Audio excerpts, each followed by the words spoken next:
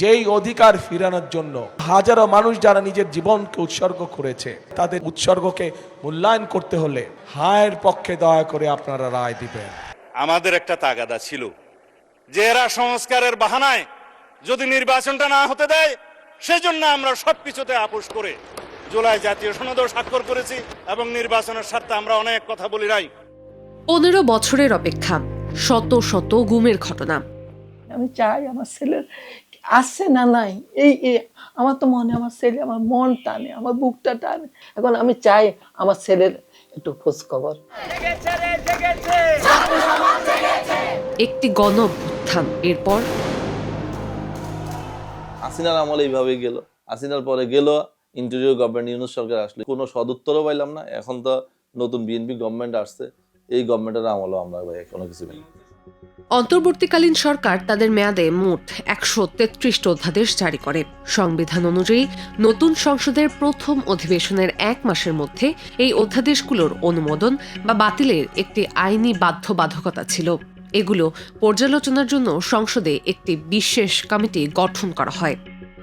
যাচাই বাছাই শেষে 98টি অধ্যাদেশ অপরিবর্তিত, 15টি সংশোধনী সহ পাশের সুপারিশ করা হয়। এছাড়া 4টি বাতিল এবং 16টি ল্যাপস বা স্থগিত করার প্রস্তাব দেয়া হয়। স্থগিত হওয়া গুরুত্বপূর্ণ অধ্যাদেশের মধ্যে রয়েছে জাতীয় মানবাধিকার কমিশন অধ্যাদেশ 2025 ও গুম প্রতিরোধ ও প্রতিকার অধ্যাদেশ 2025। 2025 সালের অধ্যাদেশে মানবাধিকার কমিশন প্রথমবার নিরাপত্তা বাহিনীর বিরুদ্ধে সরাসরি তদন্তের ক্ষমতা পায়। কিন্তু সরকারের এখানেই আপত্তি। সরকারের চাওয়া কমিশন মন্ত্রণালয়ের অধীনে থাকবে, বাছাই কমিটিতে সরকারি প্রতিনিধি বাড়াতে হবে এবং বাহিনীর বিরুদ্ধে তদন্তে পূর্বানুমতি লাগবে। এসব কারণে শক্তিশালী অধ্যাদেশটি বাতিল করে কমিশনকে আবার 2009 সালের আইনের শেকলে ফিরিয়ে নেওয়া হয়। আমার একজন ডাক্তার কলিগ যদি ভুলও করে, আমি কিন্তু এটাকে চাপায় যাবো। তদ্রুপ আইন শৃঙ্খলা বাহিনী বা তদন্ত করে ভাই এটা সলিউশন আপনি পাইবেন না। আমরা তো 10 বছর পাই নাই। মানবাধিকার লঙ্ঘন সবসময় সরকারের আইন শৃঙ্খলা বাহিনীর দ্বারা বেশি হয়ে থাকে। সুতরাং মানবাধিকার কমিশন যদি সরকার অনুমতির মুখাপেক্ষী থাকে, তাহলে যেটা হবে যে আসলে সঠিক কোনো তদন্ত আদৌ যেভাবে 2009 আইনে হয়নি, নতুন আইনে হবে। আসাদুজ্জামান খান কামাল উনি একটি গুম খুনের উনি অর্ডার করেছেন। এখন আপনি ওনার বিরুদ্ধে একটা তদন্ত করবেন, কামালের কাছে অনুমতি চাচ্ছেন যে মাননীয় আমি কি আপনার বিরুদ্ধে তদন্ত করতে পারি কিনা। গুম অধ্যাদেশের ক্ষেত্রেও সরকারের একই আপত্তি, সাথে নতুন সংযোজন, জাতীয় নিরাপত্তার কারণে কাউকে আটকালে তা গুমের সংজ্ঞায় পড়বে না। সরকার বিরোধিতাকে জাতীয় নিরাপত্তা ঝুঁকি হিসাবে দেখানো হবে, কোনো কনস্ট্রাকটিভ ক্রিটিসিজমকে নিরাপত্তা ঝুঁকি হিসাবে দেখা হবে, যে কোনো ধরনের সরকারের সমালোচনাকে জাতীয় নিরাপত্তার ঝুঁকি হিসাবে দেখানো হবে। বিরোধী দলের দমন নিপীড়ন করার ক্ষেত্রে এই লাইনটাকে আবার ওয়েপেনাইজ করা হবে। আমরা যখন গুম ছিলাম তখন এরকমই কিছু টার্ম ইউজ করে, এখানে কিছু সংজ্ঞায়িত করে এই গুমগুলোকে বৈধ দেওয়া হয়েছিল। এখন আমরা দেখছি ঠিক একই প্রবণতা। সরকারের এই 2 অধ্যাদেশ স্থগিত করার প্রস্তাব বিশেষ কমিটিতে বিনা বাধায় পার হয়নি। কমিটিতে থাকা বিরোধী দলীয় 3 সংসদ সদস্য আনুষ্ঠানিকভাবে সরকারের এই সিদ্ধান্তের বিরুদ্ধে নোট অফ ডিসেন্ট অর্থাৎ ভিন্নমত জমা দেন। বিরোধী দলীয় সংসদের এই আপত্তি হয়তো প্রত্যাশিতই ছিল, কিন্তু সবচেয়ে আলোচিত ভিন্নমতটি এসেছিল স্বয়ং সরকারি বেঞ্চ থেকে। বিশেষ কমিটির সদস্য ও পঞ্চগড় 1 আসনের সংসদ সদস্য মোহাম্মদ নওশাদ জমির এই অধ্যাদেশগুলোর সংশোধনী নিয়ে একটি বিস্তারিত নোট অফ ডিসেন্ট বা ভিন্নমত জমা দেন। তার লিখিত বক্তব্যে তিনি সরাসরি প্রশ্ন করেন, তদন্তের আগে সরকারের অনুমতি, এই বিধানটি কি আসলেই কোনো তদারকি নাকি দায় মুক্তি? তিনি স্পষ্টভাবে বলেন যে তদারকি সংস্থাকে তদন্তের আগেই অনুমতি চাইতে হয়, তারা আসলে কোনো তদারকি সংস্থাই নয়, বরং ওই সংস্থাকে বাঁচানোর ঢাল মাত্র। জাতীয় নিরাপত্তার অজুহাতে আটকে রাখাকে গুমের সংজ্ঞার বাইরে রাখার প্রস্তাবকে তিনি সংবিধান বিরোধী বলেন। তার মতে 24 ঘণ্টায় আদালতে হাজিরের বাধ্যবাধকতা না থাকলে বাহিনীগুলো ফ্রি চিট পাবে, যা গুম ও হত্যার ঝুঁকি বাড়াবে, যা গত 15 বছরে দেখা গেছে। গুমের ক্ষেত্রে ঊর্ধ্বতন কর্তৃপক্ষের দায় বা সুপিরিয়র রেসপন্সিবিলিটি দুর্বল করার সরকারি প্রস্তাবের ঘোর বিরোধিতা করেন তিনি। নওশাদ জমির সতর্ক করেন, এই দায়বদ্ধতার পথ বন্ধ রাখলে নিচের স্তরের কর্মকর্তারা শাস্তি পাবেন, আর ওপরের স্তরের নির্দেশদাতারা ধরা ছোঁয়ার বাইরে থেকে একই অপরাধ চালিয়ে যাবেন। তিনি লিখেন, এই পরিবর্তনগুলো নতুন আইনি মোড়কে সেই পুরনো কাঠামোকেই ফিরিয়ে আনবে। কিন্তু বিশেষ কমিটির চূড়ান্ত রিপোর্টে তার ওই ভিন্নমতের কোনো অস্তিত্বই পাওয়া যায়নি। নেত্রনিউজ জানতে পেরেছে এই ভিন্ন মত প্রত্যাহার করিয়েই চূড়ান্ত প্রতিবেদন প্রকাশ করেছে বিএনপি নেতৃত্বাধীন কমিটি। এ বিষয়ে জানতে নেত্রনিউজ যোগাযোগ করলে নওশাদ জমির অত্যন্ত বিনয়ের সঙ্গে কোনো মন্তব্য করতে অস্বীকৃতি জানান। তবে তার ঘনিষ্ঠ একটি সূত্র নিশ্চিত করেছে, চূড়ান্ত রিপোর্ট প্রকাশের আগেই তিনি তার নিজের নোট অব ডিসেন্ট প্রত্যাহার করেছিলেন। কেন তিনি অবস্থান বদলালেন তা জানা যায়নি। 11 এপ্রিল 2026 সংসদে 2009 সালের পুরনো আইনটি পুনর্বহাল হওয়ার কারণে মানবাধিকার কমিশনের 5 জন কমিশনার বুঝতে পারেন তাদের পদ দৃশ্যত বিলুপ্ত হয়ে গেছে। পদ ছাড়ার ঠিক আগে তারা সম্মিলিতভাবে একটি উন্মুক্ত চিঠি প্রকাশ করেন। তারা দাবি করেন আইন বাতিলে বৈধতা দিতে সংসদে ভুল তথ্য উপস্থাপন করা হয়েছে। আইনমন্ত্রীর দাবি ছিল গুমের শাস্তি ওই আইনে মাত্র 10 বছর রাখা হয়েছে, কিন্তু বিদায়ী কমিশনাররা চিঠিতে বলেছেন 2025 সালের অধ্যাদেশে গুমের শাস্তি হিসেবে যাবজ্জীবন এমনকি মৃত্যুদণ্ড পর্যন্ত রাখা হয়েছিল। সরকারের তরফ থেকে বলা হয় গুমের বিচারে আন্তর্জাতিক অপরাধ ট্রাইব্যুনালের আইনই যথেষ্ট। তবে কমিশনারদের মতে ট্রাইব্যুনাল শুধু মানবতা বিরোধী অপরাধের পর্যায়ের গুমের বিচার করতে পারে, কোনো একক গুমের নয়। এই মুহূর্তে গুমের কোনো সংজ্ঞাই নাই। গুম হলে কোনো ইনভেস্টিগেট করার কোনো ইন্ডিপেন্ডেন্ট অর্গানাইজেশনও নাই। মানবতা বিরোধী অপরাধের ইস্যুটাই দেখি, ওখানে কিন্তু গুম অর্ডিন্যান্সে স্পষ্টভাবে ধারা 28-এ লেখা আছে যে wide spread and systematic offence হলে এটা আইসিটিতে চলে যাবে, আইসোলেটেড হলে এখানে থাকবে। তারা আরও বলেন, রাষ্ট্রীয় বা নিরাপত্তা বাহিনীর বিরুদ্ধে তদন্তের আগে সরকারের পূর্বানুমতি নেওয়ার বাধ্যবাধকতা কমিশনের তদন্ত ক্ষমতাকে সম্পূর্ণ অর্থহীন করে দেবে। সরকার বলছে অংশীজনদের সাথে আরও আলোচনার মাধ্যমে একটি উন্নত আইন আনা হবে। তবে সেই উন্নত আইন আনার আগে বিদ্যমান অধ্যাদেশ স্থগিত করে কেন আইনি শূন্যতা তৈরি করা হলো সে বিষয়ে কোনো ব্যাখ্যা নেই। আইনের শূন্যতা সৃষ্টি করাটা কোনো ক্রমে উচিত হয়নি, এটা আননেসেসারি ছিল।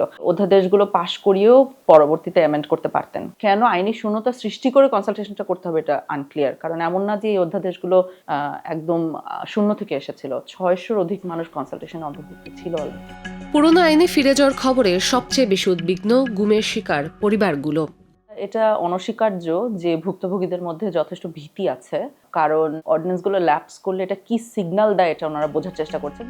রাষ্ট্র যখন নিজেই তার নাগরিকদের গুমের সঙ্গে জড়িয়ে পড়ে, তখন আক্রান্ত পরিবারগুলো কতটা অসহায় অবস্থার মধ্যে পড়ে যায়, রামপুরার তপুর পরিবার তার এক উৎকৃষ্ট প্রমাণ। সরকার সব ভালো, এই জিনিসটা ভালো লাগে না। আপনি অন্যায়টাকে যদি হাইড করে যান তাহলে হবে না। আপনার অন্যায় আছে, এটা প্রতিবাদ আছে, আইনে আছে, বিচার আছে। গুম যারা করছে গুম এটা অবশ্যই বিচার হওয়া উচিত। ডাক্তার অপুর ছোট ভাই এস.এম. মোয়াজ্জেম হোসেন তপু ছিলেন রামপুরা থানা ছাত্রলীগের সাবেক সভাপতি। সচরাচর গুমের ভুক্তভোগীদের মধ্যে বিএনপি জামায়াতের সংখ্যা বেশি থাকলেও এই ঘটনায় খোদ তৎকালীন শাসক দলের সদস্যই গুম হয়েছেন।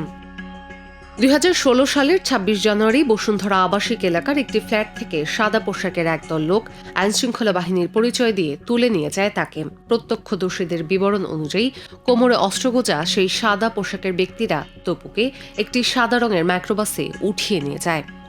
সাদা পোশাকে উঠে নিয়ে গেছে। সাদা পোশাকে ডিবি থাকতে পারে, ডিজিএফআই থাকতে পারে, র্যাবের ইন্টেলিজেন্স থাকতে পারে, এনএসআই থাকতে পারে, এসবি থাকতে পারে। সেই রাতের পর থেকেই শুরু হয় এই পরিবারটির অন্তহীন সংগ্রাম। কোথায় যায়নি তারা? ভাটারা থানা থেকে শুরু করে ডিবি কার্যালয়, র্যাব 1, মালিবাগ এসবি অফিস কিংবা ডিজিএফআই, প্রত্যেকটি আইনশৃঙ্খলা বাহিনীর সদর দপ্তরে দিনের পর দিন ধর্ণা দিয়েছেন এই অসহায় ভাই আর মা।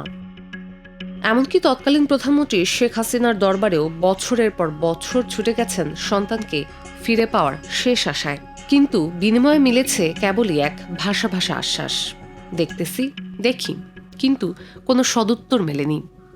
ভাটারা থানার আসার সাব ইন্সপেক্টর বলে যে স্যারের সাথে কথা বলেন, ওসি আমাদের কোনো হেল্প করে না। আমি স্বরাষ্ট্রমন্ত্রীর কাছে গেছি মিনিমাম 30 থেকে 40 বার। তারপর আমরা র্যাবের প্রধানের কাছে গেলাম, বেনজির সাহেবের কাছে গেছি, র্যাবের জিয়াসা এখন বর্তমানে যে সব উনি আমার মারে ধমক দিছে। তো আমার মা তো সন্তান হারানোর বেদনা, উনি তো কানবে যে আমার মা তো ওনার পায়ে দইরা ফেলাইছে। শুধু অসহযোগিতাই নয়, সরাসরি গুমের সাথে পুলিশের জড়িত থাকার গুরুতর অভিযোগ করেন তপুর ভাই। রামপুরা থানার যে ওসি ছিল ওসি রফিক, এই ওসি রফিকই যুবলীগের এদের সাথে ইন্ধনটা ঘটায়া আমার ভাইয়ের এই ক্ষতিটা করছে। ওসি রফিকই ওদের থেকে টাকাগুলা খায়া আমার ভাইয়ের এই জিনিস ক্রাইমটা করা।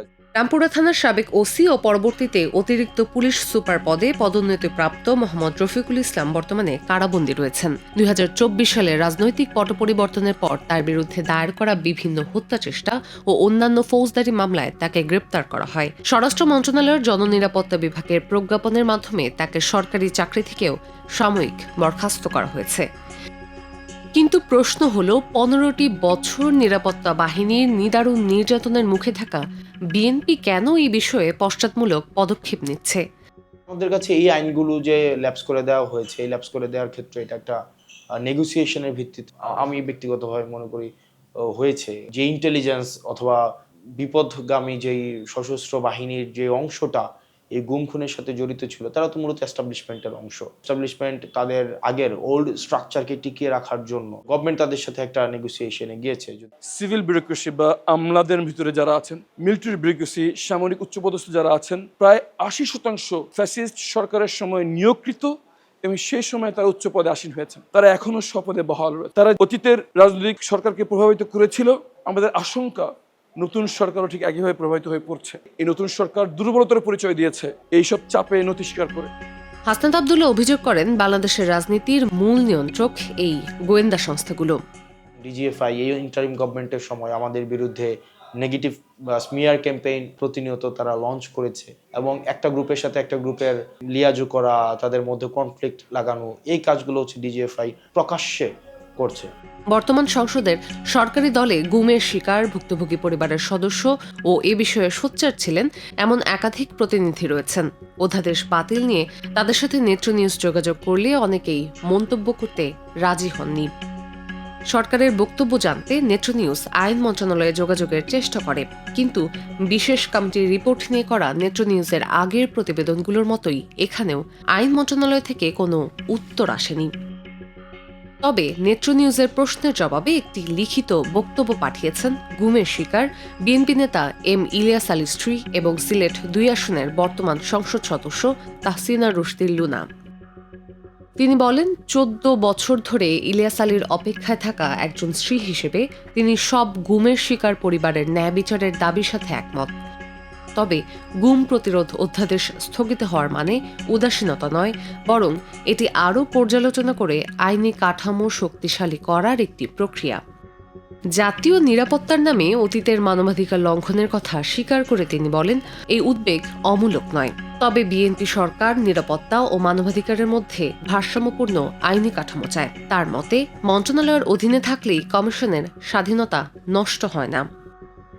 এদিকে রাষ্ট্র সংস্কার আর অধ্যাদেশ বাতিলের মতো এই বড় বড় রাষ্ট্রীয় দর কষাকষি, দড়ি টানাটানি ও রাজ ইন্তেজামের আড়ালে তপুর মতো নিখোঁজ মানুষের পরিবারের একটাই প্রশ্ন, তাদের স্বজনরা আজ কোথায়?